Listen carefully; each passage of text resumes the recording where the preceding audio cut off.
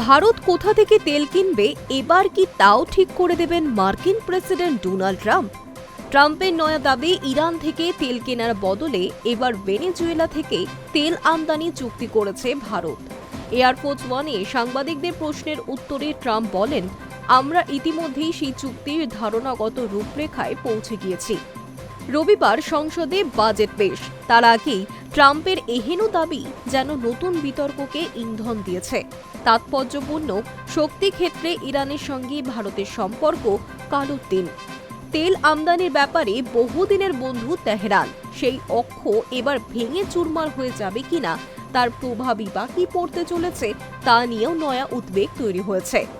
ট্রাম্পের এই মন্তব্যের পরেও নয়াদিল্লির তরফে এখনো পর্যন্ত কোনো আনুষ্ঠানিক প্রতিক্রিয়া পাওয়া যায়নি।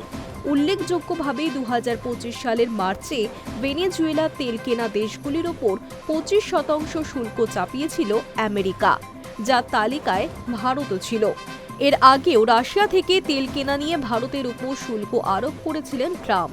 দাবি করেছিলেন এতে ইউক্রেন যুদ্ধে রুশ প্রেসিডেন্ট পুতিনের তহবিল জোগানো হচ্ছে। ট্রাম্প আরও দাবি করেছেন, জানুয়ারিতে আমেরিকা তেল সমৃদ্ধ ভেনেজুয়েলার নিয়ন্ত্রণ নিয়েছে এবং সেই সময়ই সে দেশের প্রাক্তন প্রেসিডেন্ট নিকোলাস মাদুরোকে আটক করা হয়েছে। যদিও এই দাবি নিয়ে আন্তর্জাতিক মহলে বিতর্ক রয়েছে। এদিকে ব্লুমবার্গের একটি প্রতিবেদনে জানানো হয়েছে, জানুয়ারিতে টেক্সাস, লুইজিয়ানা ও মিসিসিপি রিফাইনারিতে ভেনেজুয়েলার অপরিশোধিত তেল নিয়ে পৌঁছেছে অন্তত 18টি। আমেরিকায় মোট তেল সরবরাহ দৈনিক প্রায় 2,75,000 ব্যারেলে পৌঁছতে চলেছে, যা গত ডিসেম্বরের তুলনায় দ্বিগুণেরও বেশি। অন্যদিকে গত বছর দৈনিক গড়ে 4 লক্ষ ব্যারেল তেল নেওয়া চীন জানুয়ারিতে একেবারেই ভেনেজুয়েলা তেল নেয়নি। এই আবহেই শুক্রবার ভেনেজুয়েলার কার্যনির্বাহী প্রেসিডেন্ট ডেলসি রদ্রিগেজের সঙ্গে ফোনে কথা বলেন ভারতের প্রধানমন্ত্রী নরেন্দ্র মোদী। দুই দেশের সম্পর্ককে নতুন উচ্চতায় নিয়ে যাওয়ার বিষয়ে ঐক্যমত্য হয় বলে জানান প্রধানমন্ত্রী। জানুয়ারি ৩ তারিখে মাদুরো দম্পতির গ্রেফতারের পর এই প্রথম ভারত ভেনেজুয়েলা শীর্ষ স্তরে কথা হলো।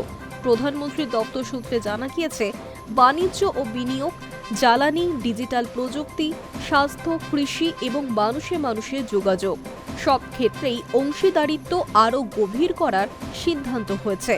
পাশাপাশি গ্লোবাল সাউথ সংক্রান্ত আঞ্চলিক ও আন্তর্জাতিক বিষয়েও সহযোগিতা জোরদার করার ওপর জোর দেওয়া হয়েছে। রদ্রিগেজ জানিয়েছেন, কৃষি, বিজ্ঞান ও প্রযুক্তি, খনন, পর্যটন, ওষুধ ও অটোমোবাইল শিল্পেও যৌথ উদ্যোগ নিয়ে আলোচনা হয়েছে। ট্রাম্পের তেল সংক্রান্ত এই দাবি এবং একই সময় ভারত ভেনেজুয়েলার কূটনৈতিক তৎপরতা সব মিলিয়ে আন্তর্জাতিক জ্বালানি রাজনীতিতে ভারতের অবস্থান নতুন করে আলোচনার কেন্দ্রে। Hi news network.